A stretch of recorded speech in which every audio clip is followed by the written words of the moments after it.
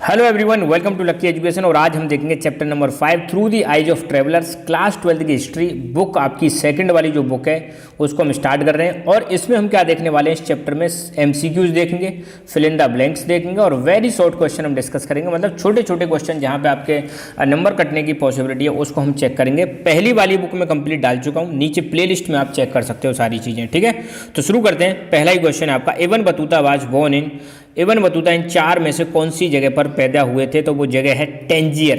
Tangier Morocco में पड़ती है, वहाँ पर ये पैदा हुए थे। ठीक है, Ibn Battuta return to home after travelling to too many countries in, ibn Battuta बहुत सारे देशों में घूमने के बाद अपने घर कब वापस गए थे? तो ये गए थे 1354 में गए थे। Who was the author of Rihla? Rihla नाम की एक बुक है, तो रिहेला नाम की बुक है, इसको किसने लिखा ये आपको बताना है। तो यहाँ पे चार ऑप्शन दे रखे हैं, तो इनका सही आंसर आ जाएगा आपका इब्न बतूता ने लिखी थी बुक रिहेला। क्योंकि अलबरूनी ने कौन सी लिखी थी? किताब उल हिंद लिखी थी, है ना, ये चीज़ आपको ध्यान रखनी है। फ्रांकियोस बर्नियर कहाँ के रेजिडेंट थे? रेजिडेंट मतलब निवासी, तो फ्रांकियोस बर्नियर फ्रांस, F4 फ्रांस समझ लेना, फ्रांस के निवासी थे। इब्न बतूता रीडर्स पर completely unaware with, ibn Battuta के जो रीडर्स थे किस चीज़ से लेके अनअवेयर थे? तो कोकोनट को लेकर वो अनअवेयर थे, मतलब उसको बिल्कुल जानते नहीं थे, अनफेमिलियर थे कोकोनट के बारे में, है ना। Which city has been described by the Ibn Battuta is the largest in India? Ibn Battuta के अनुसार भारत में सबसे बड़ी सिटी कौन सी थी? ये चार ऑप्शन है, तो उसमें सही आंसर है दिल्ली, है ना। Ibn Battuta was surprised to see the efficiency of which system of India? Ibn Battuta ने इंडिया में आके कौन से सिस्टम को देख के कहा कि यार इसकी एफिशिएंसी बहुत शानदार है, बहुत सही तरीके से काम करता है ये सिस्टम? तो कौन से सिस्टम के बारे में उन्होंने उसकी बड़ी प्रशंसा करी थी? तो वो सिक्योरिटी सिस्टम, वो था आपका पोस्टल सिस्टम। पोस्टल सिस्टम से बड़े ज़्यादा खुश थे वो। The author of the book travels in the Mughal empire was, travels in the Mughal empire, ये जो किताब है किसने लिखी थी? तो ये लिखी थी आपकी वर्नियर ने लिखी थी मुगल एम्पायर के बारे में। Who is the author of Kitabul Hind? Kitabul Hind के ऑथर कौन है, मतलब इसके लेखक कौन है? अल बरूनी। अब तीन किताब हो गई, ध्यान रखना। रिहेला नाम की जो किताब है वो तो लिखी वर्नियर ने, किताबुल हिंद लिखी अल बरूनी ने, travels in the Mughal empire लिखी आपकी नहीं सॉरी किताब उल हिंद तो आपकी लिख दी किसने? Al Biruni. Travels in the Mughal empire आपका फ्रांकियोस वर्नियर, और बचे कौन? इब्न बतूता। इब्न बतूता ने लिखी थी रिहेला। ये चीज़ आज ध्यान रखना, तीनों किताबों में से एक पूछी जा सकती है। अल बरूनी ख्वारिज में कब पैदा हुए? 973 में पैदा हुए थे। अल बरूनी किसके साथ भारत में आए थे? महमूद गजनबी के साथ अल बरूनी भारत में आए थे। To which country did Ibn Battuta visit on the order of Mohammad bin Tughlaq? Bharat में तुगलक डायनेस्टी के एक सुल्तान थे जिनका नाम था मोहम्मद बिन तुगलक, इनके दरबार में इब्न बतूता थे। इन्होंने ऑर्डर दिया कि इब्न बतूता आप जाओ एक देश में हमारी तरफ से। तो कौन से देश में इनको भेजा था? वो देश था China. In which language Ibn Battuta right is travelogue? Ibn Battuta ने अपने जो ट्रेवलॉग था, ट्रेवलॉग मतलब जो यहाँ पे आने में जो किताब लिखी थी इब्न बतूता ने, कौन सी भाषा में लिखी थी? तो वो लिखी थी अरेबिक भाषा में। अब फिल इन द ब्लैंक्स में, Euclid was a Greek dash dash dash mathematics, Khwarizm is present in, Khwarizm कहाँ पर है? उज्बेकिस्तान में। In dash sultan Mahmud invaded Khwarizm, sultan Mahmud ने 1017 में इन्वेड किया था, आक्रमण किया था ख्वारिज्म में। Travelling over land through dash dash dash Ibn Battuta reach dash dash dash in 1333, तो मतलब travelling overland through central Asia, central Asia से होते हुए इब्न बतूता सिंध में पहुंचते हैं 1333 में। Portuguese arrived in India in about 1500 के आसपास पोर्चुगीज यहाँ पे आना स्टार्ट कर देते हैं। वैसे आपको पता है एग्जैक्टली 1498 में वास्को डिगामा आ गया था। कौन आ गया था? Vasco da Gama. पर अब यहाँ किताब में जो दे रखा है वही याद करना है, 1500 के अबाउट मतलब आसपास। Bernier dedicated his major writings to dash the king of France? Bernier ने कौन से किंग को अपनी राइटिंग्स को डेडिकेट किया था? तो वो थे लुइस 14 थे, है ना। And was the important centre of learning? तो ख्वारिज्म जो था इंपॉर्टेंट सेंटर था लर्निंग का, सीखने का, एजुकेशन का। इब्न बतूता का अकाउंट कंपेयर किया जाता है किसके साथ? Marco Polo. मार्को पोलो एक इटालियन ट्रेवलर थे, ये चीज़ ध्यान रखना है ना। अब वेरी शॉर्ट क्वेश्चन देखेंगे। अब देखो ये जो क्वेश्चन हमने करे हैं MCQs fill in the blanks बहुत इंपॉर्टेंट है, इनमें से एक दो तो 100% आपका आ ही जाएगा, फिर भी वेरी शॉर्ट में कई क्वेश्चन रिवाइज भी हो जाएंगे आपके। तो भैया अल बरूनी कब और कहाँ पैदा हुए? अल बरूनी 973 में ख्वारिज्म में पैदा हुए, जो आज की डेट में उज्बेकिस्तान में, right. Who brought Al Biruni to Ghazni? Ghazni में कौन लेके आया था? सुल्तान महमूद लेके आए थे। अल बरूनी भारत में गजनी में कब आया था? 1017 में आया था। अल बरूनी ने कौन सी किताब लिखी थी? किताब उल हिंद लिखी थी, अरेबिक लैंग्वेज में लिखी थी, 80 चैप्टर्स में डिवाइड थी किताब उल हिंद। इनमें से अलग से भी चीज़ें पूछी जा सकती हैं, तो यहाँ पे मैंने लिख दी है। Which kind of text did Al Biruni translated? कौन कौन से टेक्स्ट को अल बरूनी ने ट्रांसलेट किया था? तो अल बरूनी ने Sanskrit text Patanjali's work on grammar, इसको अरबिक भाषा में ट्रांसलेट किया था। इब्न बतूता का बर्थ प्लेस क्या था? टेंजियर नाम का शहर था जो कहाँ पड़ता है? मोरक्को। और मोरक्को आपको मैं बता दूं अफ्रीका का एक कंट्री है, सहारा में, सहारा जो डेजर्ट है वहाँ पर एक देश है Morocco. Which book was written by Ibn Battuta? Ibn Battuta ने कौन सी किताब लिखी? Rihla book of travels. इनको घूमने का बहुत ज़्यादा शौक था और अरेबिक भाषा में लिखी थी। इब्न बतूता सिंध में कब आए? सिंध जो आज की डेट में पाकिस्तान में, ये 1333 में आए थे और लैंड रूट से आए थे, ये भी आप ध्यान रखना। कौन से सुल्तान ने इब्न बतूता को काजी अपॉइंट किया था? तो वो थे मोहम्मद बिन तुगलक। मोहम्मद बिन तुगलक जिनको पागल सुल्तान का टाइटल भी दिया जाता है, दिल्ली सल्तनत के सुल्तान थे, तुगलक डायनेस्टी के। इन्होंने इब्न बतूता को काजी अपॉइंट कर दिया। काजी मतलब एक जुडिशियल पोस्ट होती है ना, जज बना दिया, समझ लो। What by the Ibn Battuta observation about female slaves in subcontinent? सब कॉन्टिनेंट जो वर्ड है इस बुक में, ये इस्तेमाल किया गया है भारत के लिए, इंडिया के लिए, ठीक है। तो इब्न बतूता जब भारत में आए तो उन्होंने फीमेल स्लेव्स के बारे में क्या ऑब्जर्वेशन देखा? तो उन्होंने कहा यार फीमेल स्लेव तो बहुत एक्सपर्ट है यार म्यूजिक में, डांस में, और सुल्तान ने इनको अपनी सर्विस में लगा रखा है ताकि ये डांस कर सकें, म्यूजिक में मतलब पार्टिसिपेट कर सकें, राइट, गाना गा सकें। Name of the foreign travellers who was appointed as the qazi और जज ऑफ दिल्ली बाई मोहम्मद बिन तुगलक। तो फॉरेन ट्रेवलर का नाम बताइए जिसको दिल्ली सुल्तनत के सुल्तान मोहम्मद बिन तुगलक ने काजी अपॉइंट कर दिया था, तो वो इब्न बतूता थे। Name the writers who followed the footsteps of Ibn Battuta and Al Biruni. उन राइटर्स के, उन लेखकों के नाम बताइए जिन्होंने इब्न बतूता और अल बरूनी को फॉलो किया था। तो ये थे अब्दुल रज्जाक समरकंदी, महमूद वाली वाल्की और शेख अली हसन। पोर्चुगीज भारत में कब आए? 1500 के आसपास आए थे, है ना। Name two Portuguese travellers who wrote about India. दो पोर्चुगीज ट्रेवलर्स के नाम बताओ जिन्होंने इंडिया के बारे में लिखा। तो रॉबर्टो नोबिली और डुआर्टे बरबोसा, ये सब पोर्चुगीज हैं। Jean Baptiste belongs to which country? France से बिलोंग करते हैं जीन बाप्टिस्टे।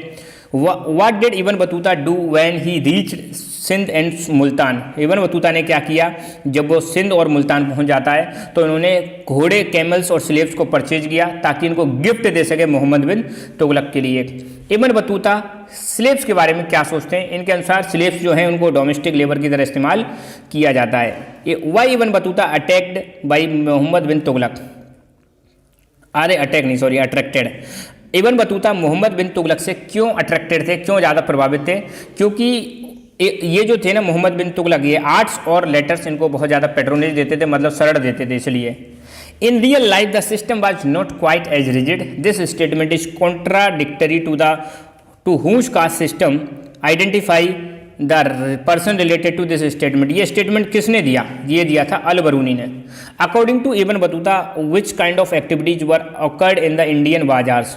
इब्न बतूता के अनुसार बाजारों में किस टाइप की एक्टिविटीज होती थी? तो कह रहे हैं इकोनॉमिक ट्रांजेक्शन्स होते थे, मार्केट में लेन देन होते थे, कोई सामान खरीद रहा है, कोई बेच रहा है। और ये मार्केट जो हुआ करता था एक हब हुआ करता था, एक मतलब एक सेंटर हुआ करता था जहाँ पे सोशल और कल्चरल एक्टिविटीज परफॉर्म की जाती थी।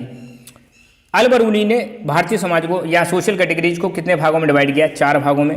Name the Persian diplomat who visited India in 15th century. Persian का मतलब होता है देखो फारसी, पर्शियन, पहले ईरान को ही हम पर्शिया बोलते थे पहले ना। तो पर्शियन डिप्लोमेट का नाम बताना है जिसने 15th सेंचुरी में भारत को विजिट किया, वो थे Abdul Razzaq. Name the 2 text which were translated into Sanskrit by Al Biruni. 2 किताबों के नाम बताइए जिनको अल बरूनी ने संस्कृत से अरेबिक में ट्रांसलेट किया था। एक तो पतंजलि का ग्रामर का वर्क और वर्क ऑफ यूक्लिड, यूक्लिड ने जो काम किया था मैथमेटिक्स पर, है ना। To which part of India did Abdul Razzaq Samarqandi visit and when? Abdul Razzaq Samarqandi भारत के किस भाग में गए? तो ये साउथ इंडिया में गए और 1440 के टाइम पर गए थे। फ्रांकियोस बर्नियर भारत में कितने साल रहे? 12 साल रहे थे, 1656 से 1668 के बीच में। इब्न बतूता के अनुसार 2 बड़े शहरों के नाम बताइए। तो दिल्ली और दौलताबाद 2 बड़े शहर हैं इब्न बतूता के अनुसार। इब्न बतूता ने किस चीज़ की एफिशिएंसी के बारे में अपनी बुक में लिखा है? तो वो है पोस्टल सिस्टम। कह रहे हैं इंडिया का पोस्टल सिस्टम, वाह मजा आ गया, जबरदस्त है। According to Bernier state a major fundamental difference between India and Europe. Bernier के अनुसार भारत में और यूरोप में क्या मेजर डिफरेंस है? तो वो उन्होंने बताया लैंड की प्राइवेट ओनरशिप को लेकर के। ये कह रहे हैं भारत में प्राइवेट ओनरशिप की कमी है, लैक मतलब कमी है, जबकि यूरोप में प्राइवेट ओनरशिप चलती है ना। तो इन्होंने लैंड सिस्टम को बहुत ज़्यादा क्रिटिसाइज किया। वन के यार इंडिया में जो गरीबी है इसका रीजन यही है कि यहाँ पे जो ज़मीन है वो सारी की सारी स्टेट ने हड़प रखी है, स्टेट के नाम पर है और बेचारे लोग गरीब हैं, ऐसा कहा इन्होंने। सरिया का मतलब क्या होता है? सरिया जो है इस्लामिक रिलीजियस लॉज होते हैं, मुस्लिम्स के जो लॉज होते हैं उन्हीं को हम बोलते हैं सरिया। इब्न बतूता अपने देश में वापस कब गए? 1354 में। अब बर्नियर की किताब का नाम क्या था? Travels in Mughal empire. और which city of India has been called Ibn Battuta as largest. तो एबन बतूता ने कौन सी सिटी को सबसे बड़ा बताया? दिल्ली। 4 वर्णा सिस्टम्स के नाम बताइए जो अलबरूनी ने बताए कि यार इस इंडियन सोसाइटी में 4 वर्णा सिस्टम चलते हैं। तो ये कह रहे 4 वर्णा सिस्टम हैं आपके। नंबर 1 ब्राह्मण, क्षत्रिय, वैश्य और Shudra. According to Ibn Battuta how many gates were there in the city of Delhi और which of the these greatest door, मतलब कितने गेट थे दिल्ली में और इनमें सबसे बड़ा महान दरवाज़ा कौन सा था? तो 28 गेट थे और बुदोन दरवाज़ा जो था वो ग्रेटेस्ट डोर था। दारा सिको के फिजिशियन कौन थे? तो फ्रांकियस बर्नियर जो मुगल एम्परर थे दारा सिको, उसके फिजिशियन भी थे, ये भी आप ध्यान रखना है ना। What did Bernier call the cities of Mughal period? तो बर्नियर ने मुगल पीरियड के सिटीज को क्या बोला कि भैया ये तो कैंप टाउन्स हैं और रॉयल कैंप जो है उसकी दया दृष्टि पे ही ये फल फ्रूट मतलब फल फूल अगर मतलब रॉयल पैट्रोनेज मिलना बंद हो जाए तो ये शहर बर्बाद हो जाएंगे, right. According to Ibn Battuta how many types of postal system are prevalent in India? Ibn Battuta के अनुसार पोस्टल सिस्टम कितने टाइप का था? 2 टाइप का पोस्टल सिस्टम था। पहला था उलुक मतलब जो हॉर्स पोस्टल सिस्टम था और दूसरा था दवा जो फुट पोस्टल सिस्टम था। ठीक है, तो यहाँ पर चैप्टर अपना कंप्लीट होता है। तो बाकी सारे चैप्टर्स आपको बहुत जल्दी 1-2 दिन में मिल जाएंगे, सो निश्चिंत रहें। और ये PDF भी मैं आपको हमारे टेलीग्राम चैनल लक्की एजुकेशन पर अपलोड कर दूंगा। So thank you so much, keep learning, keep enjoying and God bless you all. Hello everyone, welcome to lucky education. और आज हम देखेंगे चैप्टर नंबर 6 भक्ति सूफी ट्रेडिशंस, क्लास 12 की हिस्ट्री, बुक 2 आपकी है ये। और इस चैप्टर के हम देखने वाले हैं MCQs देखने वाले हैं, वेरी शॉर्ट क्वेश्चन देखने वाले हैं, फिल इन द ब्लैंक्स देखने वाले हैं। और ये जो आपको चैप्टर है बहुत ज़्यादा हेल्प करेगा आपके बोर्ड एग्जाम्स में, प्लस आपका जो CUET का एग्जाम होगा वहाँ पर बहुत ज़्यादा हेल्प करेगा और फिर आपका चैप्टर का रिवीजन भी हो जाएगा। ठीक है, तो कोशिश कीजिए ज़्यादा से ज़्यादा हम क्वेश्चन कवर करें यहाँ पे। तो करीब 60+ क्वेश्चन हम यहाँ पे डिस्कस करेंगे, राइट। और कुछ क्वेश्चन हो सकता है रिपीट भी हो जाए, तो चिंता ना करें, रिवीजन होगा आपका अल्टीमेटली, है ना। तो गंगईकोंडा चोलापुरम शिवा टेम्पल जो है किसने बनाया, कौन से रूलर ने बनाया? तो साउथ इंडिया में आपको पता चेरा चोला पांड्याज पल्लवाज ये कुछ डायनेस्टी रूल करती थी। तो एक रूलर ने गंगा के पास जाकर मतलब गंगा के आसपास के रीजन को जीत लिया था। तो उसी खुशी में एक चोला रूलर ने टेम्पल बनवाया था गंगईकोंडा चोलापुरम शिवा टेम्पल, जो किसको डेडिकेटेड है? शिव को। Which Chola ruler has consecrated metal images of Appar Sambandar and Sundarar in a Shiva temple? तो कौन से एक चोला रूलर थे जिन्होंने अपार समंदर और सुंदरार ये सेंट हैं, ये नैनार सेंट हैं, इनकी मेटल की इमेजेज रखवाई थी? तो वो रूलर थे आपके परांतक फर्स्ट। वीरशैव ऑफ कर्नाटका, इसके ओरिजिनेटर किसको माना जाता है? बासवन्ना जो है ये माने जाते हैं फाउंडर या originator of Virashaiva of Karnataka. Those who ensured the observance of sharia and governance were called, ऐसे व्यक्ति जो मतलब गवर्नेंस में सरिया के नियमों की मतलब देखते थे कि हाँ सरिया के नियम पालन हो रहे हैं या नहीं हो रहे हैं, उनको बोलते थे उलेमा, religious person, right. Which Mughal emperor got built church built in Khambat में कौन से एम्परर ने चर्च बनवाया था? Akbar. Which mosque in Srinagar, Jammu Kashmir Srinagar में कौन सी मॉस्क है जिसको हम बोलते हैं jewel in crown of all existing mosque, जितनी भी मॉस्क हैं उनमें उनको बोला जाता है ज्वेल इन क्राउन। तो श्रीनगर में उस मॉस्क का नाम क्या है? शाह हमदान मॉस्क। दरगाह ऑफ शेख मोइनुद्दीन चिश्ती की दरगाह कहाँ पर है? तो आपको पता होगा अजमेर में है, Ajmer Rajasthan, right. Which Sufi saint is known as Gharib Nawaz के नाम से किस सूफी सेंट को जाना जाता है? तो शेख मोइनुद्दीन चिश्ती, जिसकी दरगाह या मॉस्क कहाँ पर है? अजमेर राजस्थान में, बहुत फेमस है, बहुत लोग यहाँ पे जाते हैं। अमीर खुसरो किसके डिसिपल थे? डिसिपल का मतलब होता है शिष्य। तो अमीर खुसरो शेख निजामुद्दीन औलिया के डिसिपल थे। अलवार किससे संबंधित है? देखो साउथ इंडिया में 2 सेक्ट हैं, एक तो हैं अलवार, ऐसे लिख लो या ऐसे लिख लो, एक ही बात है। एक है नैनार। तो भगवान विष्णु के जो फॉलोअर हैं उनको तो हम बोलते हैं अलवार, और भगवान शिव के जो फॉलोअर हैं उनको हम बोलते हैं नैनार्स। तो अलवार किससे संबंधित है, कौन सी सेक्ट है? तो अलवार वैष्णव सेक्ट, वैष्णव मतलब भगवान शिव को मानने वाले लोगों को वैष्णव सेक्ट में इंक्लूड करते हैं, समुदाय, सेक्ट मतलब समुदाय। नैनार किससे संबंधित है? शिवा सेक्ट, शैव से संबंधित है ना। एन में यार यूँ समझ लेना नाथ, एन का मतलब नाथ, भोलेनाथ, अंडरस्टूड। एन वाली तो नैनार्स और ए वाली अलवार। तो अलवार भगवान विष्णु के, नैनार भगवान शिव के फॉलोअर, राइट। इस्लाम कब इमर्ज हुआ? 7th सेंचुरी में इमर्ज हुआ था, है ना। इस्लाम का जन्म जो हुआ 7th सेंचुरी मतलब 601 से 700 के बीच में इसका इमरजेंस हुआ था।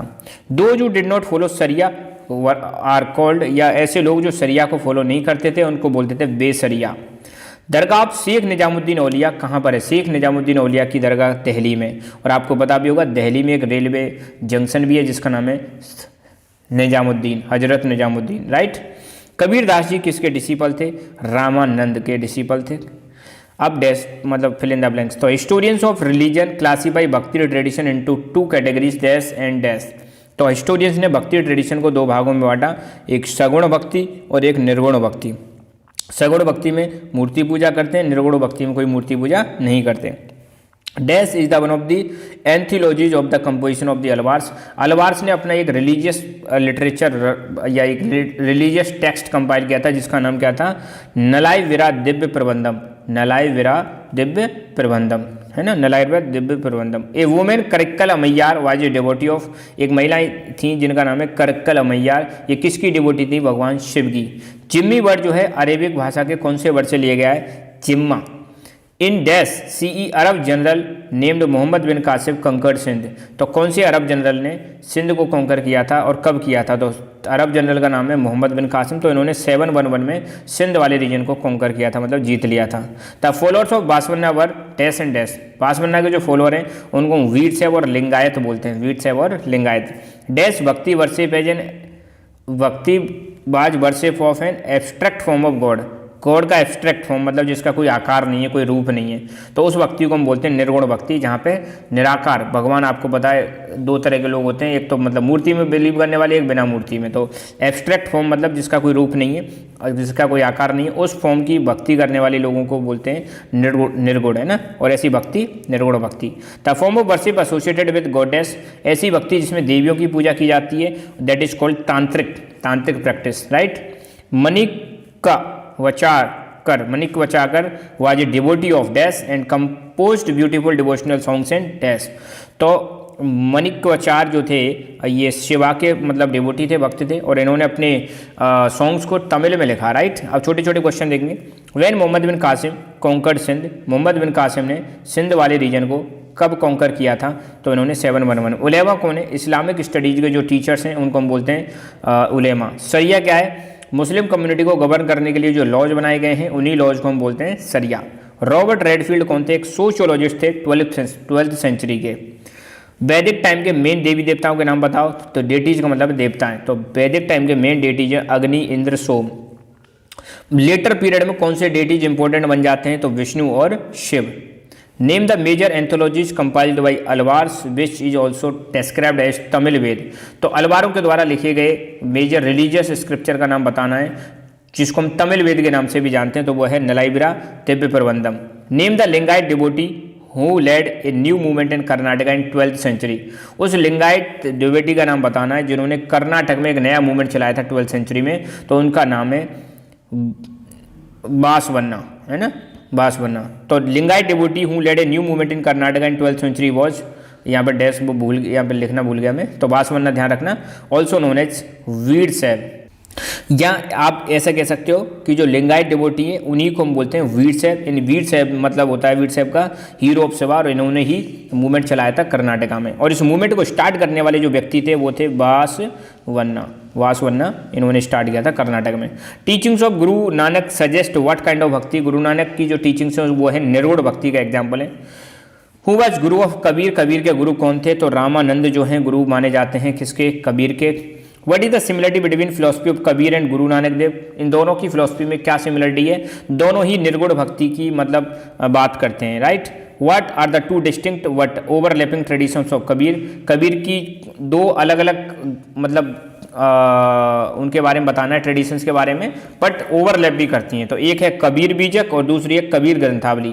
तो ये अलग अलग है मगर इसमें चीज़ें लगभग सिमिलर हैं। मलेच्छाज कौन है? माइग्रेंट कम्युनिटीज को मलेच्छ बोला गया। खोजाज का मतलब क्या है? खोजाज का मतलब है एक इस्माइलीज की एक ब्रांच है और एक शिया सेक्ट है। आपको पता है मुस्लिम्स में 2 तरह की सेक्ट होती हैं, 2 तरह के मुस्लिम होते हैं, एक तो होते हैं शिया और एक होते हैं सुन्नी, ठीक है। तो खोजा कौन है? एक इस्माइली ब्रांच है जो शिया सेक्ट के अंदर आती है, right. What did alternate religious leaders from Nath Jogi Siddh oppose. तो ये जो नाथ जोगी और सिद्ध इन्होंने किस चीज़ का अपोज किया था, तो उन्होंने वेदाज को मतलब क्वेश्चन कर दिया, वेद जो है उसकी अथॉरिटी पे ही क्वेश्चन कर दिया। जिम्मी कौन होते हैं, जिम्मी का मतलब होता है प्रोटेक्टेड, और ये जिम्मी जो शब्द है ये आया है अरेबिक वर्ड जिम्मा से। खालसा पंथ के फाउंडर कौन है, Guru Gobind Singh. Name the principal deity of followed at Puri Orissa. तो उड़ीसा में जो मेन भगवान है कौन है जिसकी पूजा की जाती है, तो वो है जगन्नाथ, और जगन्नाथ जो है भगवान शिव के रूप हैं। अलवार्स कौन है, अलवार भगवान विष्णु के फॉलोवर हैं या वर्शिपर हैं। नैनार कौन है, भगवान शिव के जो वर्शिपर हैं उनको नैनार बोलते हैं। वीरशैव कौन है, तो followers of Basavanna in Karnataka called Virashaiva या लिंगायत। तो वासवन्ना जो है इन्होंने ही भक्ति मूवमेंट स्टार्ट किया था कर्नाटक में, और इनके फॉलोअर्स को बोला जाता है वीरशैव और लिंगायत। जियारत का मतलब क्या है, तो देखो सूफी संत की जो टॉम्ब होती है, टॉम्ब मतलब दरगाह जो होती है, उस पर अगर कोई विजिट करने जाता है तो उसी प्रैक्टिस को हम बोलते हैं जियारत। तो जियारत क्या है, the practice of visiting tomb, tomb का मतलब मकबरा, और सूफी शेख इज कॉल्ड जियारत। तो किसी भी सूफी संत की दरगाह पे आप घूमने जा रहे हो तो ये जो प्रैक्टिस है घूमने जाने की, दैट इज कॉल्ड जियारत। अगर आप अजमेर जा रहे हो तो कौन से सूफी संत की दरगाह को आप वहाँ पे विजिट करोगे, तो अजमेर में एक ही दरगाह है, दैट इज शेख मोइनुद्दीन चिश्ती की दरगाह, जो बहुत ज़्यादा फेमस है। देखो सूफीज में सिलसिला होते हैं ना, गुरु और शिष्य के बीच में जो बॉन्डिंग होती है उसी को हम बोलते हैं सिलसिला। तो कुछ फेमस सिलसिलाएं सूफीज में, एक है चिश्ती और दूसरा है कादरी, दो के नाम बता रहे हैं। Who was the first sultan to visit Khwaja Moinuddin dargah. तो पहले सुल्तान का नाम बताओ जो ख्वाजा मोइनुद्दीन की दरगाह जो अजमेर में है उसको विजिट करके आए थे, तो वो थे मोहम्मद बिन तुगलक डायनेस्टी, दिल्ली सल्तनत के, right. Name the first Alvar female devotee who expressed her love feeling in verses. तो ऐसी फीमेल डिवोटी का नाम बताना है जो अलवार है और अपने आप को मानती है क्या, लवर ऑफ विष्णु, विष्णु की लवर मानती है अपने आप को, तो वो है अंडाल। क्या नाम है उसका, Andal. Where is the dargah of Sheikh Nizamuddin Auliya located. Sheikh Nizamuddin Auliya की जो दरगाह है वो कहाँ पे है, दिल्ली में। पद्मावत क्या है, पद्मावत एक ग्रंथ है जिसको लिखा था मलिक मोहम्मद जायसी ने लिखा था, मलिक मोहम्मद जायसी, और इसी पर एक मूवी आई थी पद्मावती, पता है ना तुम्हें। Under which leadership a new movement was initiated in Karnataka in 12th century. तो वासवन्ना ये हम पढ़ चुके हैं। 3 टेम्पलों के नाम बताओ जो चोला रूलर्स ने बनवाए थे, तो चिदम्बरम टेम्पल, तंजावुर टेम्पल, गंगई कोंडा चोलापुरम टेम्पल, ये तीनों टेम्पल चोला रूलर्स ने बनाए थे जो साउथ इंडिया में रूल करते थे। Dargah which Sufi saint is situated in Fatehpur Sikri. Fatehpur Sikri आपको पता है यूपी में है। फतेहपुर सीकरी में कौन से सूफी संत की दरगाह है, तो वो है शेख सलीम चिश्ती, और ये अकबर बहुत यहाँ पे जाते थे, और यहीं पर अकबर का महल भी है ना एक, और यहीं पर अकबर बहुत ज़्यादा रहते भी थे इसके आसपास, और इन्हीं की कृपा से इनकी एक संतान हुई थी जिसका नाम भी सलीम रखा था अकबर ने, जिनको जहांगीर बोला गया था। तो जहांगीर का बचपन का नाम क्या था, सलीम। गुरु नानक कब और कहाँ पैदा हुए, तो 1469 में गुरु नानक ननकाना साहिब, पंजाब का जो ननकाना साहिब है जो आज की डेट में पाकिस्तान में, यहाँ पे पैदा हुए थे। By what name were the teachings of Shankaracharya addressed. Shankaracharya की टीचिंग्स को किस नाम से जाना जाता है, तो भगवती धर्म के नाम से जाना जाता है ना। दो संतों के नाम बताने जो निर्गुण भक्ति में बिलीव करते हैं या निर्गुण भक्ति की बात करते हैं, तो एक है कबीर और दूसरे हैं गुरु नानक। मकतूबत का मतलब क्या है, मकतूबत क्या है, सूफी संतों को जो लेटर लिखे जाते थे, the collection of letters written by Sufi saint to their disciples और एसोसिएट इज कॉल्ड मकतूबत। तो सूफी संतों के द्वारा अपने डिसिपल्स को और अपने संबंधित लोगों को जो लेटर लिखे जाते थे उन्हीं के कलेक्शन को हम बोलेंगे मकतूबत। खालसा पंथ के फाउंडर कौन थे, गुरु गोविंद सिंह, जो सिखों के 10th गुरु थे। ध्यान रखना सिखों में टोटल 10 गुरु हुए, पहले अपने गुरु नानक देव और लास्ट वाले 10th थे गुरु गोविंद सिंह। तो गुरु गोविंद सिंह ने खालसा पंथ की स्थापना करी थी। बेसरिया कौन होते हैं, बेसरिया वो सूफी होते हैं जो सरिया में बिलीव नहीं करते हैं, सरिया रिलीजियस लॉ है मुस्लिम्स के, राइट। सिलसिला का मतलब क्या है, सिलसिला का मतलब होता है चेन, ठीक है। और किसके बीच में चेन, एक चेन का मतलब एक लिंक, किसके बीच में, मास्टर और डिसिपल, मास्टर का मतलब शेख और डिसिपल का मतलब मुरीद। तो गुरु और शिष्य के बीच में जो लिंक होती है इसी को बोलते हैं सिलसिला। निर्गुण भक्ति का मतलब क्या है और सगुण भक्ति का मतलब क्या है, तो सगुण भक्ति में idols of God and goddess पर आर वर्शिप्ड। आइडल का मतलब मूर्ति, देवी देवताओं की पूजा की जाती है, वो तो सगुण भक्ति, मतलब जिस रूप की आप पूजा करते हो, गुण की पूजा करते हो। निर्गुण मतलब जिसमें आप कोई मूर्ति की पूजा नहीं करते, आप ऐसी इंटेंजिबल और फॉर्मलेस गॉड की पूजा करते हैं। इंटेंजिबल मतलब जिसको टच ना कर सकें, फॉर्मलेस मतलब जिसका कोई आकार नहीं है। तो इंटेंजिबल और फॉर्मलेस गॉड की पूजा किस में करते हैं, निर्गुण भक्ति में। जिम्मी कौन है, जिम्मी एक ऐसे लोग हैं जो प्रोटेक्टेड किए जाते थे मुस्लिम रूलर्स के द्वारा, मगर ये इनको टैक्स देना पड़ता था, दैट इज कॉल्ड जजिया। इसमें कौन आते थे? जनरली नॉन मुस्लिम्स आते थे, और पता है मुस्लिम्स को जजिया नहीं देना पड़ता था। तो नॉन मुस्लिम्स में ज्यूज, क्रिश्चियन, हिंदू ये सब आ जाएंगे, right. When and under whose leadership did the early bhakti movement take place? तो किसकी लीडरशिप में अर्ली भक्ति मूवमेंट स्टार्ट होता है और कब स्टार्ट होता है? तो 6th सेंचुरी में भक्ति मूवमेंट की शुरुआत होती है, अर्ली भक्ति मूवमेंट की, और स्पेशली साउथ इंडिया में होती है। और किसकी लीडरशिप में होती है? अलवार और नैनारो की लीडरशिप में। ठीक है, तो आज के लिए बस इतना ही। Thank you so much, keep learning, keep enjoying and God bless you all. Hello everyone, welcome to Lucky Education. और आज हम देखेंगे chapter number 7 an imperial capital Vijayanagar. और ये जो है चैप्टर आपका क्लास 12 की हिस्ट्री चैप्टर बुक नंबर 2 में आपका दे रखा है। इससे पहले के बाकी सारे चैप्टर्स के वीडियो मैं अपलोड कर चुका हूँ। इस वीडियो में हम इस चैप्टर के MCQs देखेंगे, फिल इन द ब्लैंक्स देखेंगे और वेरी शॉर्ट क्वेश्चन देखेंगे, सो दैट ये जो आपके एग्जाम है, बोर्ड वाले एग्जाम, वहाँ पर आपकी हेल्प हो जाए। प्लस आपका जो CUET का एग्जाम होगा वहाँ पर भी आपकी हेल्प होगी, और वैसे भी चैप्टर का रिवीजन हो जाएगा अल्टीमेटली आपका, राइट। तो विजयनगर एम्पायर आपको बताइए, ये बस ध्यान रखना इस चैप्टर में। विजयनगर एम्पायर के पैरेलल में एक और एम्पायर हुआ करता था जिसका नाम था वहमनी एम्पायर। वहमनी एम्पायर जो कई सारी सल्तनत में डिवाइडेड था, ठीक है। दूसरी तरफ था विजयनगर एम्पायर। तो विजयनगर हिंदू एम्पायर था और ये यहाँ पे मुस्लिम एम्पायर था, ठीक है। तो एनीवे स्टार्ट करते हैं। Who discover the ruins at Hampi? Hampi में र्यून्स जो है, मतलब र्यून्स का मतलब होता है कोई चीज़ बर्बाद हो जाती है, तो बर्बाद जो चीज़ होती है उसको हम बोलेंगे र्यून्स। तो र्यून्स एट हम्पी किसने डिस्कवर किए? Colonel Colin Mackenzie. Vijayanagar empire को किस ईयर में स्टैब्लिश किया गया था? तो 1336 में स्टैब्लिश किया गया था हरिहर और बुक्का के द्वारा। The first dynasty of Vijayanagar empire was? Vijayanagar empire की पहली डायनेस्टी कौन सी थी? संगमा डायनेस्टी थी। संगमा डायनेस्टी है ना। दूसरा, suburban township Nagalapuram was established by? ये नगलापुरम जो है टाउनशिप, ये किसने स्टैब्लिश करी थी? कृष्णदेव राय ने स्टैब्लिश करी थी। The chief minister of Vijayanagar empire during the battle of Talikota? Battle of Talikota हुआ था 1565 में, जिसको हम राक्षस तांगड़ी का बैटल भी बोलते हैं। तो इस समय विजयनगर एम्पायर के चीफ मिनिस्टर कौन थे? इस समय विजयनगर एम्पायर के चीफ मिनिस्टर थे राम राय, और इस बैटल में विजयनगर एम्पायर की हार हो जाती है और विजयनगर एम्पायर समझो द एंड है। The king which took the pride in the title establisher of Yavana kingdom? तो किस किंग ने ये टाइटल लिया था स्टैब्लिशर ऑफ यवन किंगडम? तो वो थे Krishnadeva Raya. One of the most prominent water works to be seen among the ruins of Vijayanagar? Vijayanagar empire में जो एक इंपॉर्टेंट वाटर वर्क है, मतलब पानी के लिए एक इंपॉर्टेंट काम जो किया गया, वो क्या है? Hiriya canal. Understood. Who is credited for including grand gopuram to South Indian temples? South Indian temples में जो गोपुरम होते हैं, गोपुरम मतलब जो एंट्री होती है, इसको ऐड करने का मतलब क्रेडिट किसको जाता है? तो ये जाता है Krishnadeva Raya. Who founded the Vijayanagar empire? Vijayanagar empire को किसने फाउंड किया था? हरिहर और बुक्का ने इसको फाउंड किया था। तो इसमें हरिहर, बुक्का और बोथ, हरिहर एंड बुक्का, तो सही आंसर हो जाएगा both Harihara and Bukka. When was the Mackenzie appointed as the first surveyor general of India? तो मैकेंजी को first surveyor general of India कब अपॉइंट किया जाता है? 1815 में। कृष्णदेव राय किस डायनेस्टी से संबंधित थे? तो तुलुवा डायनेस्टी से संबंधित थे Krishnadeva Raya. Which of the following statement about Krishnadeva Raya is false? यहाँ 4 स्टेटमेंट दे रखे हैं, कौन सा फॉल्स है ना? तो in 1512 Krishnadeva Raya acquired the area of Raichur Doab, ये सही है।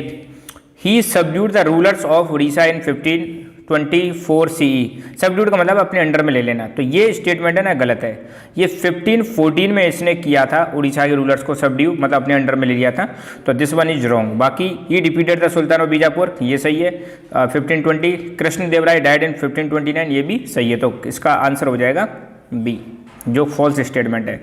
Which among the following is use to call the rulers of Vijayanagar empire? Vijayanagara empires के लिए क्या हम यूज करते थे? राय यूज करते थे, ये चीज़ आप ध्यान रखना, राय। बैटल ऑफ तालीकोटा कब हुआ? बैटल ऑफ तालीकोटा मैंने बताया था 1565। तालीकोटा कह लो या राक्षस तांगड़ी का बैटल कह लो, है ना। What is the height of Mahanavami Dibba? Mahanavami डिब्बा की हाइट कितनी है? 40 फीट हाइट है महानवी डिब्बा की। अब थोड़ा फिल इन द ब्लैंक्स देखते हैं। Vijayanagara empire was founded in this century? कौन सी सेंचुरी में? देखो 1336 में फाउंड हुआ था, तो 1336 किस में आएगा? 14th सेंचुरी में आएगा, तो आंसर हो जाएगा 14th सेंचुरी, है ना। While historian use the term Vijayanagara empire contemporary described as the? देखो इतिहासकार तो जो है विजयनगर एम्पायर यूज करते हैं, मगर आजकल के जो लोग हैं ये क्या इस्तेमाल करते हैं इस एरिया के लिए? Karnataka. Dash literally means Lord of elephants. Lord of elephants किसके लिए यूज किया जाता है? यहां आ जाए गजपति, ठीक है। यहां इसका आंसर इसमें दे नहीं रखा है, फिर भी आप लिख लेना यहाँ पे गजपति। गजपति का मतलब है लॉर्ड ऑफ एलिफेंट्स। ठीक है, Krishnadeva Raya the most famous ruler of Vijayanagar empire composed a work of statecraft in dash known as the. तो मतलब कृष्णदेव राय ने एक इम्पोर्टेंट एक बुक लिखी थी जिसका नाम था अमुक्तमाल्यद, और किस भाषा में लिखी थी? तेलुगु भाषा में लिखी थी, और इसका नाम था Amuktamalyada. In dash Hampi was recognized as the site of national importance. तो हम्पी को नेशनल इंपॉर्टेंस की साइट कब डिक्लेयर किया गया था? 1976 में। ठीक है, अब छोटे छोटे क्वेश्चन देखते हैं। What is the meaning of Vijayanagar? Vijayanagar का मतलब है city of victory. Who discovered the ruins of Hampi? Colonel Colin Mackenzie. Who was the first surveyor general of India? Colonel Colin Mackenzie. Vijayanagar empire किसने फाउंड किया था? हरिहरन बुक्का। कब? 1336। अश्वपति कौन थे?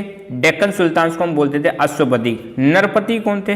विजयनगर एम्पायर के जो रूलर थे उनको हम बोलते थे Narapati. What is the meaning of amara? Amara का मतलब है बैटल और वॉर। पहली डायनेस्टी कौन सी थी विजयनगर एम्पायर की? संगमा डायनेस्टी थी। नायक कौन होते थे? मिलिट्री चीफ्स को ही हम नायक बोलते थे। पोर्चुगीज भारत में कब आए? 1498 में। आपको पता है वास्को डी गामा सबसे पहले कहाँ पे आया था? भारत में आया था, और भारत में भी कहाँ पे?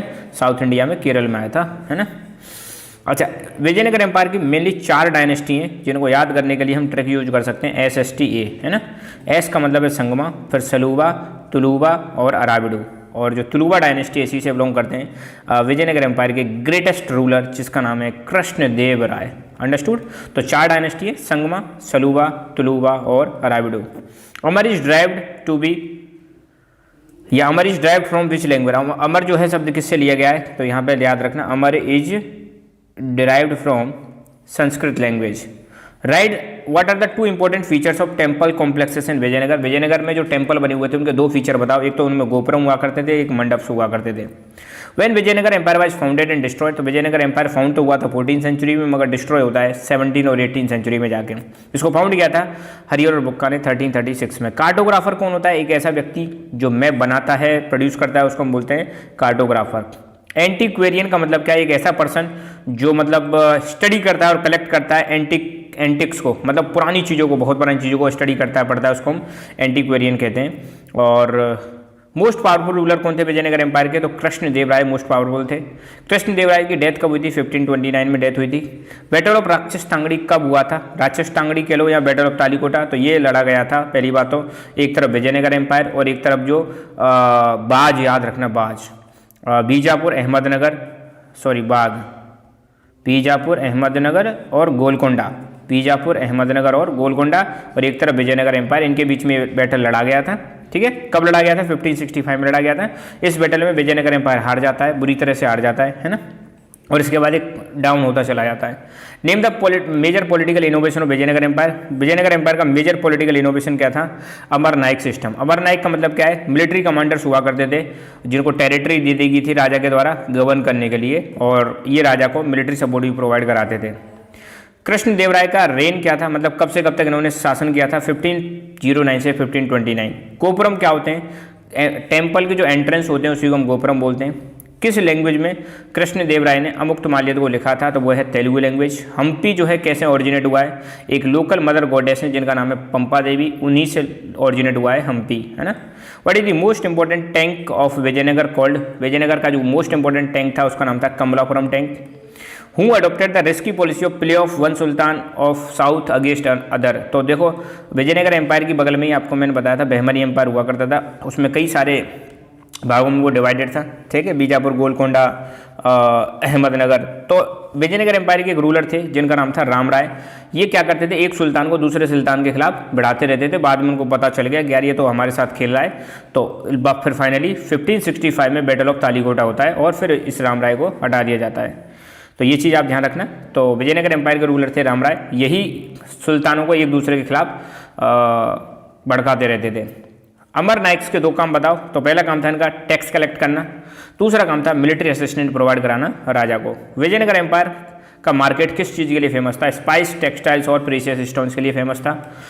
By which decisive battle and when Vijayanagara empire destroy? तो कौन सा एक इंपॉर्टेंट बैटल था जिसके बाद विजयनगर एम्पायर खत्म हो जाता है? तो बैटल ऑफ राक्षस टांगड़ी या बैटल ऑफ तालीकोटा जो 1565 में लड़ा गया था। विजयनगर एम्पायर के 2 टेम्पल्स के नाम बताओ, विरूपाक्ष टेम्पल और विट्ठल टेम्पल। विट्ठल टेम्पल जो है किसके लिए है या कौन से भगवान के लिए है? तो विट्ठल जो कि एक फॉर्म ऑफ विष्णु हैं जो महाराष्ट्र में वर्शिप किए जाते हैं, उन्हीं का टेम्पल है विट्ठल टेम्पल।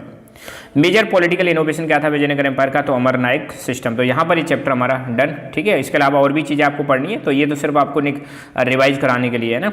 एक लास्ट चैप्टर और बचा है सेकंड बुक का, इसके बाद ये सेकंड बुक आपकी फिनिश, और जो थर्ड बुक है उसके 2 चैप्टर मैं ऑलरेडी अपलोड कर चुका हूँ। सो खुश रहो, मुस्कुराते रहो। जय हिंद, जय भारत।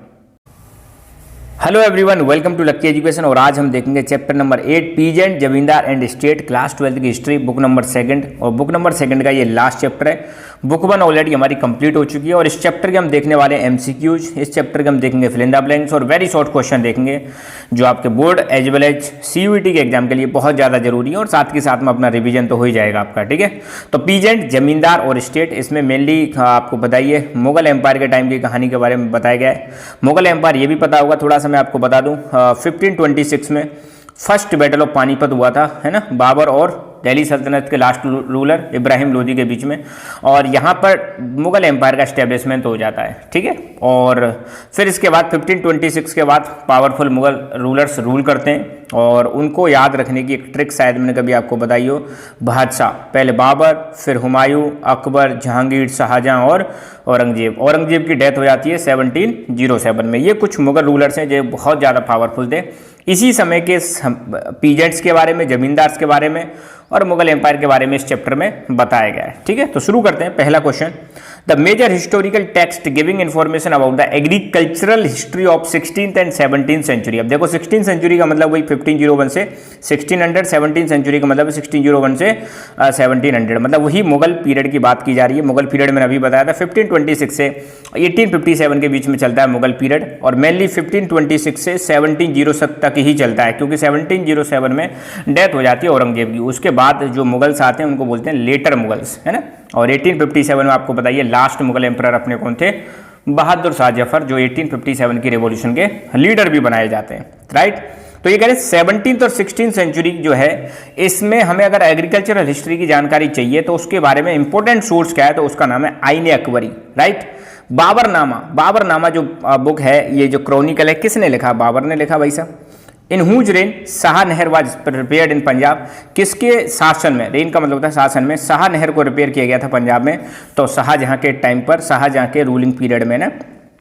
इन which part of India did tobacco first spread, Bharat के कौन से भाग में सबसे पहले टोबैको आई थी, तंबाकू आई थी वैसे इंडिया में सबसे पहले? साउथ इंडिया में। Which Mughal emperor ban the smoking of tobacco, कौन से मुगल एम्परर थे जिसने तंबाकू पर बैन लगा दिया था? उनका नाम है जहांगीर। विच crop was called perfect crop या कैश क्रॉप, या जिसको हम बोलते हैं जीन्स से कामिल? किस क्रॉप को जीन्स के कामिल या फिर परफेक्ट क्रॉप कहा गया है? कॉटन, ठीक है। इससे मुगल जो एम्परर्स थे उनको बहुत ज़्यादा रेवेन्यू मिलता था, इसलिए इसको परफेक्ट क्रॉप बोला गया था। Which crop was introduced into India via Africa and Spain, कौन सी क्रॉप को अफ्रीका और स्पेन से भारत में लाया गया था? तो मेज, मक्का। The manual from 17th century Marwar who were mentioned a peasant as peasant, मतलब यहाँ पर कहा गया है कि मतलब 17th सेंचुरी के मैनुअल से मारवाड़ में किसको पीजेंट कहा गया है? राजपूतों को पीजेंट कहा गया है। 17th सेंचुरी मारवाड़ में ये पीजेंट हुआ करते थे। और हेडमैन ऑफ पंचायत के हेडमैन को हम क्या बोलते थे? पंचायत के हेडमैन को मुकद्दम बोलेंगे ना, हालांकि विलेज हेडमैन भी बोल सकते हैं, पर यहाँ पे ज़्यादा अप्रोप्रिएट आंसर हो जाएगा आपका मुकद्दम या मंडल। खुद कास्ट और पाई कास्ट किसके लिए इंडिकेट किया गया है? तो ये पीजेंट्स होते हैं, खुद कास्ट और पाई कास्ट। अकबर का रेन कब से कब तक था? रेन का मतलब टाइम पीरियड। अकबर का टाइम पीरियड भाई साहब आपका था 1556 से 1605 के बीच में अकबर का टाइम पीरियड था, ठीक है। The land which was never allowed to lie fallow, fallow का मतलब होता है ऐसी जमीन जिसको हम खाली छोड़ दिए हैं, जिस पर हम एग्रीकल्चर नहीं कर रहे हैं, उसको हम बोलते हैं फैलो लैंड, है ना। फैलो लैंड ये पुरानी प्रैक्टिस है फैलो छोड़ने की, जिससे सारी बॉडी जो अपना लैंड जो है उसकी एग्रीकल्चरल प्रोडक्टिविटी बढ़ जाती है। तो कौन सी लैंड जो है थी उसको कभी फैलो नहीं छोड़ते थे? तो वो है पोलाज। पोलाज बहुत फर्टाइल लैंड थी और इससे बहुत ज़्यादा रेवेन्यू भी आता था मुगल एम्परर्स को, तो इसको कभी खाली नहीं छोड़ते थे, राइट। मनसबदार कौन होते? मुगल ऑफिसर जो होते थे उन्हीं को हम बोलेंगे mansabdars. When did Italian traveller Giovanni Careri come to India, Italian traveller Giovanni कब भारत में आए थे? 1690 में भारत में आए थे Italian traveller, right.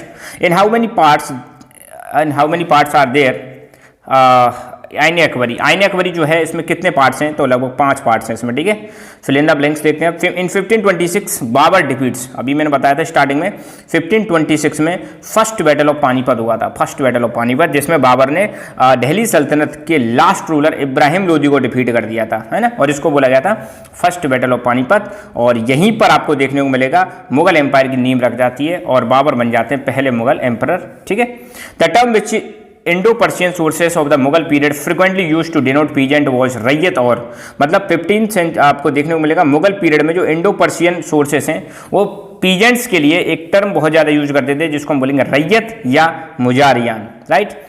There were 3 constituent of this community, मतलब मुगल टाइम पे जो कम्युनिटी थी, रूरल कम्युनिटी थी, उसके 3 मेन भाग थे। वो 3 भाग कौन कौन से थे? नंबर 1 कल्टीवेटर्स, नंबर 2 पंचायत और number 3 village headman, right.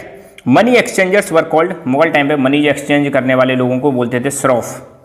Giovanni कैरेरी was an, कौन से ट्रेवलर थे? इटालियन ट्रेवलर थे जो इंडिया में पास होते हैं कब? 1690 में। अब थोड़े से एक एक नंबर वाले क्वेश्चन, 2-2 नंबर वाले। तो आईने अकबरी क्या है भैया? आईने अकबरी किसने लिखी? आईने अकबरी लिखी अबुल फजल, जो कोर्ट हिस्टोरियन है अकबर के। खुद कास्ट और पाही कास्ट में क्या डिफरेंस है? तो भाई 17वीं सेंचुरी में जो किसान हैं उनके बारे में कहा गया है। 2 तरह के किसान हुआ करते थे, एक तो थे खुद कास्ट बोलते थे जो गांव में ही रहते थे और उनके पास खुद की ज़मीन होती थी, है ना। मान लो विलेज के पीजेंट है और उनकी खुद की ज़मीन है, उनको बोलेंगे खुद कास्ट। और पाही कास्ट का मतलब क्या है? ऐसे लोग मान लो किसी गांव में रह रहे हैं, उस गांव के नहीं, बाहर से आए, कहीं बाहर से आए, और ऐसे लोगों को हम क्या बोलेंगे? पाही कास्ट बोलेंगे। तो ये नॉन रेजिडेंट कल्टीवेटर हैं, बाहर से आए और किसी दूसरे की ज़मीन को कर रहे हैं, कॉन्ट्रेक्चुअल बेसिस पे कर रहे हैं, उसको हम बोलेंगे पाही कास्ट। तो गांव में 2 तरह के किसान हुआ करते थे, एक उसी गांव के किसान जिनको हम खुद कास्ट बोलेंगे, जिनकी खुद की ज़मीन हुआ करती थी। पाही कास्ट तो किसी दूसरी जगह से आए हुए किसान थे और ये ज़मीन को कॉन्ट्रैक्ट बेसिस पे करते थे। अगला है जजमानी सिस्टम क्या है? देखो मुगल टाइम पे आपको देखने को मिलेगा, एक तरफ आपके हो जाएंगे पीजेंट्स और एक तरफ आपके हो जाएंगे आपके आर्टिसंस मतलब छोटे मोटे काम करते थे, कारीगरी करते थे, है ना, लोहे का काम, सोने चांदी का काम या लकड़ी का काम, किसी भी चीज़ का काम समझ लो। तो इनके पास स्किल्स थी, छोटा मोटा काम करते थे, कुछ अपने प्रोडक्ट बनाते थे। किसान क्या करते थे? खेती करते थे और अनाज उगाते थे। तो जजमानी सिस्टम क्या है? यहाँ पे मान लो आर्टिसंस अगर कुछ काम कर रहे हैं तो पीजेंट इनको क्या देंगे? अनाज देंगे और ये इनको क्या देंगे? अपनी सर्विसेज देंगे। तो ऐसे आपस में इन्होंने समझौता कर लिया, इसी सिस्टम को हम बोलेंगे जजमानी सिस्टम। तो it was system where artisans and individual peasant household entered into a mutually negotiated system of remuneration most of the time goods for services।